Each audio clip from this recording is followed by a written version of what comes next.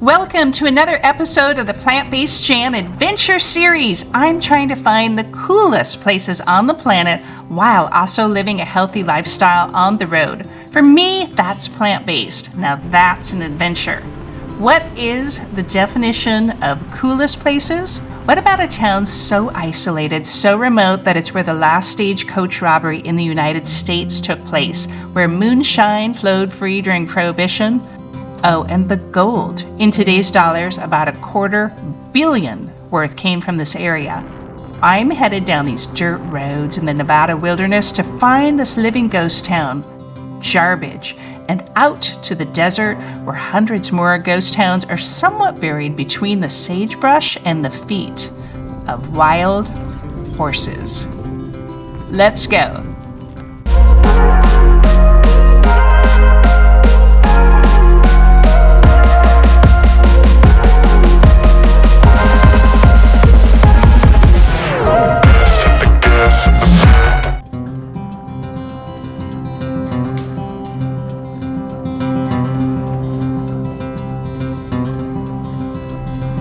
I've got to show you exactly where I am, in case you want to visit, and you should, Nevada. It's a state of stark contrasts. Everyone probably knows Las Vegas, the high-density population, massive casinos, bright lights, the most illuminated city on Earth. Okay, forget all of that. Now picture the exact opposite.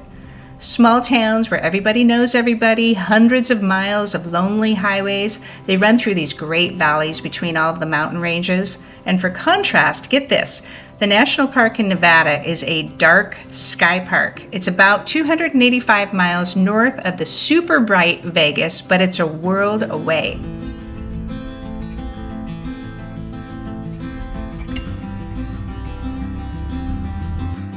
Also, the oldest living trees on our planet thrive in this park. This is Great Basin National Park. If you're not familiar with it, you're in good company. It's one of the least visited national parks in the U.S.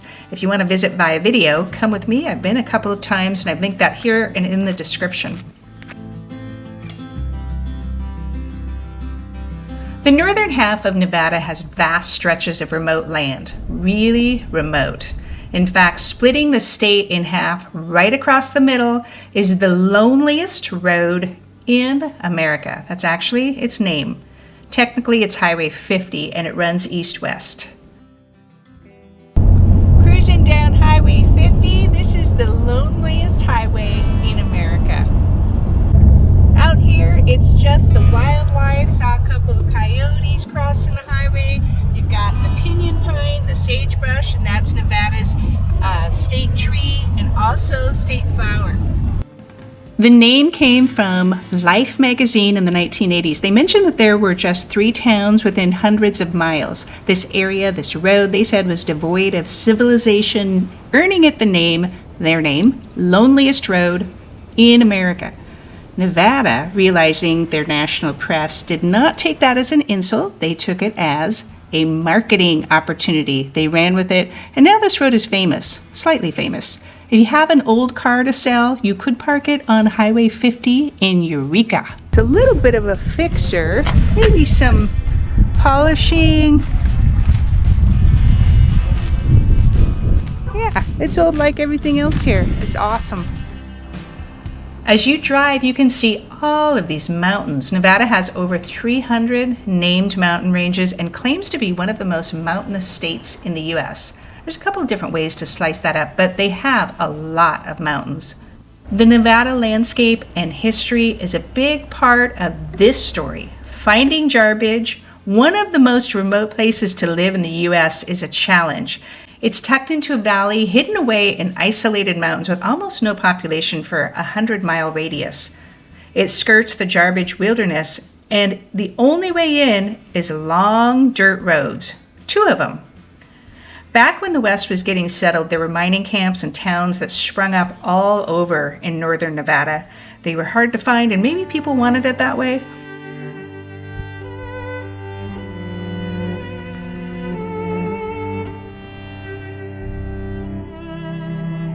There's so many ghost towns out here.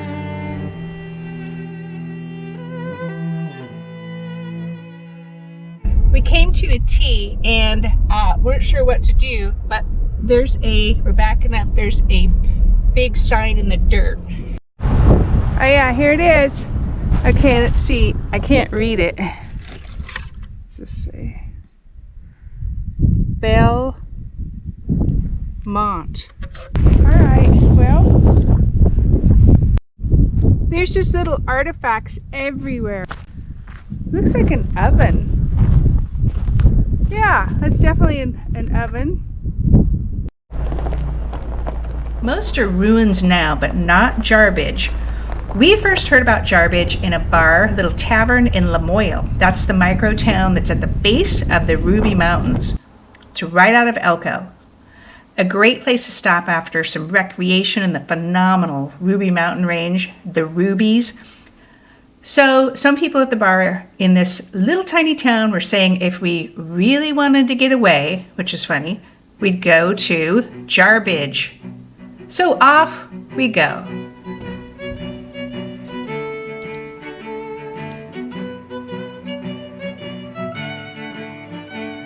We are on the right road to Jarbidge. Remember, there's 2 dirt roads in. We're taking the one from Jackpot, Nevada. How do you know you're out of town on the Nevada border? I wonder. We stayed at Cactus Pete's. They have an RV park right here for our home base. Just queued up the directions and it's telling us 77 miles. However, it's going to take 2 hours, 30 minutes. We know that because it's going to be a lot of back roads and things. And then we're going to go north to Idaho and head west. We go through Murphy Hot Springs. I had read about that. It's the closest town, quote unquote, to Jarbidge, other than Jackpot here. First turn off the main drag. We're taking a left and this is 3 Creek Road. I hope the weather stays nice. We are still on 3 Creek Road. Let me flip this around and show you. We're heading out into the Jarbidge Wilderness. This is our first interesting site, a 1-lane road across a concrete arch dam. This is Salmon Falls Dam. I had read this dam was the 3rd largest dam in the world at the time of its construction, 1910. Over 100 years old. It should hold up just fine, right?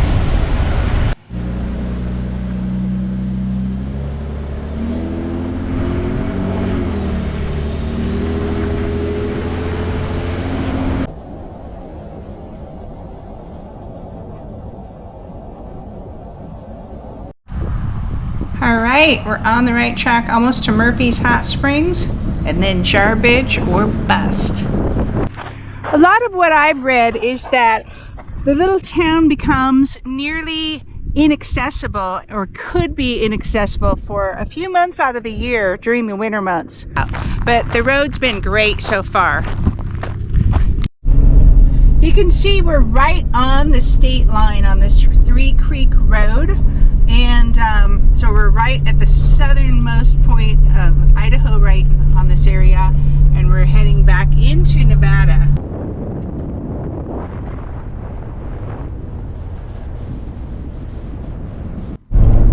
Okay, this is funny. I am looking down on this little baby town, a little bit of commerce, some houses. This must be Murphy Springs, which is 20 miles kind of north of Jarbidge. Caution, single lane next 18 miles. We've got some bullet holes in there too.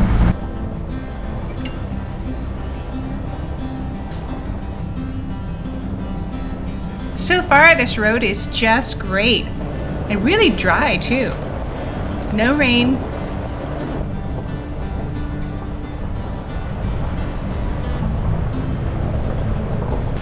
Never mind, it started to rain really hard back there.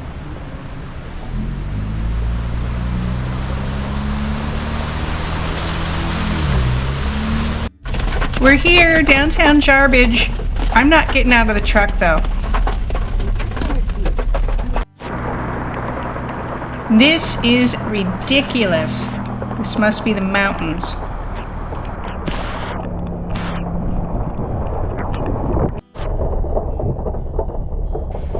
I hope they can see this. I've got my window rolled up. Yeah, sorry about this. The weather didn't cooperate for me. But you can see what a cute town this is. Look at all these little houses, mining houses. The community hall. I am not getting out. No way.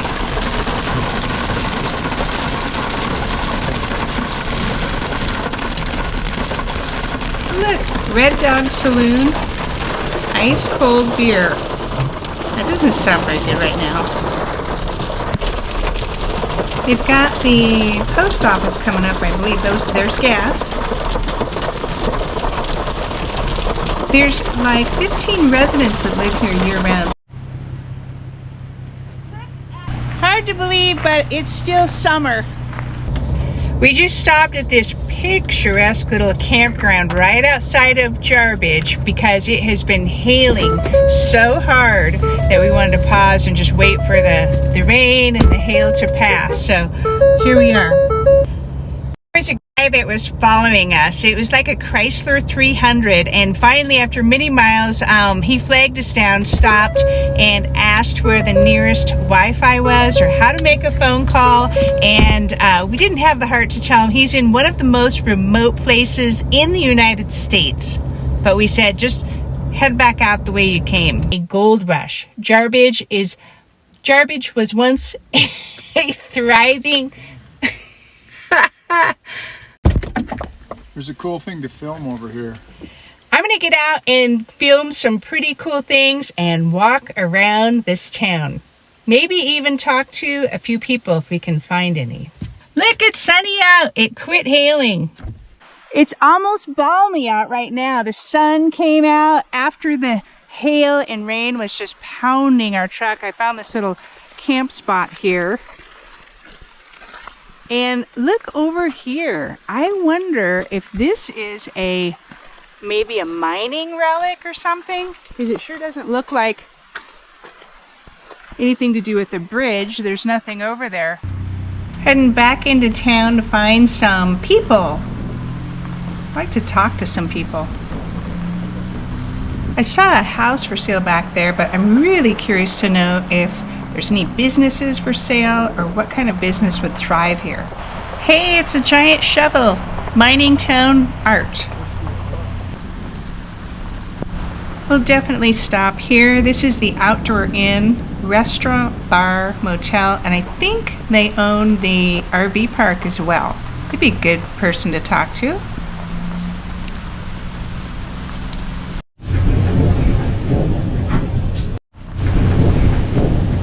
So this isn't the absolute best day for the sunshine and the filming. It's been thundering and lightning and absolutely pouring, hailing. But I'm gonna go into a nice warm cozy bar here and talk to some people maybe. Hi. I think that takes real quarters. Old-fashioned. I'm going to talk to Jace. He's the owner of this location and ask him a couple questions. Okay, I'm here with the famous Jace. He owns the Outdoor Inn, which is a bar and restaurant, right? Yes, ma'am. And the RV park? Yes, ma'am. And okay, so what property can we buy in here, just to give people an idea, like what businesses, what property? The bed and breakfast is the only one that's for sale right now. That's it? That's it. Okay, what other businesses should we put in here? I guess we're kind of limited on the Yeah, we're surrounded by national forests, and that's what a lot of people don't realize. So there's no room for the town to expand. What's here, the footprint is all the bigger it'll ever be. I can see that. Okay, well, that's okay though. Yeah, we'll just come visit. Let's check out Jarbidge Jane. I need to do a little shopping here. Look at all of these Jarbidge, Nevada shirts. How long have you guys been here with this gift shop? The gift shop's probably about 4 years old, 3 or 4 years old. Oh, I okay. can't remember. Something for people to take away. A little souvenir from Jarbidge. This is all a family. Jarbidge Jane is married to Jace. Okay, what do we have here for books? Local author who's moved here, Diane, Diane lives in Jarbidge? lives in Jarbidge. Oh, okay. And Tom, 2 books. Tom? Oh, that's so great.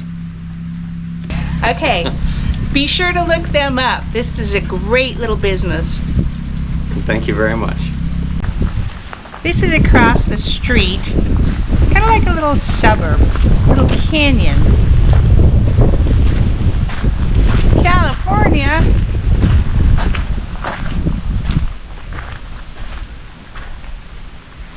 And then up here we have a different neighborhood. This is the jail that held rowdy miners, but they would slip out that tin roof to go back over to the bar. It was also the home of the first forensic evidence. This is the jail where Ben was held. He's the guy with the bloody handprint, and Beverly told me all about that. He was actually held in this jail, Beverly from the bar down the road, before they shipped him off to another spot in Nevada.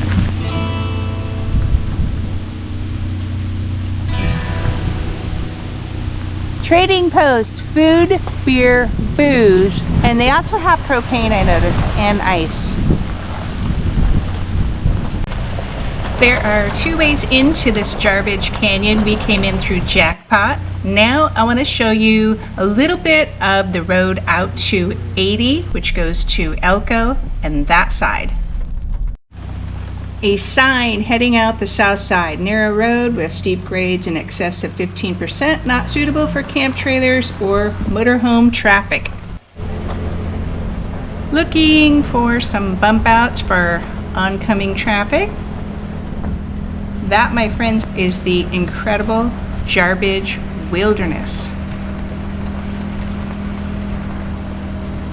We're just under 100 miles from Jarbidge to I-80, and this is the Jarbidge-Charleston Road. It's also known as Forest Road 62. Depending on the weather, and especially any time during winter months, it may be closed, probably challenging, or impassable. I wanted to show you this because we're just a couple miles in. Jarbidge is right down there. And of course, we came in from the north side from Jackpot, but you can see from right here, it's 104 miles, which takes 2 hours 4 minutes. A little better than I thought, but that's because starting down in here, once you get out of the wilderness, you get on a, more of a normal road. We're going to turn around and cruise back while it's still light. We did not make overnight plans for Jarbidge. We got to get back to Jackpot.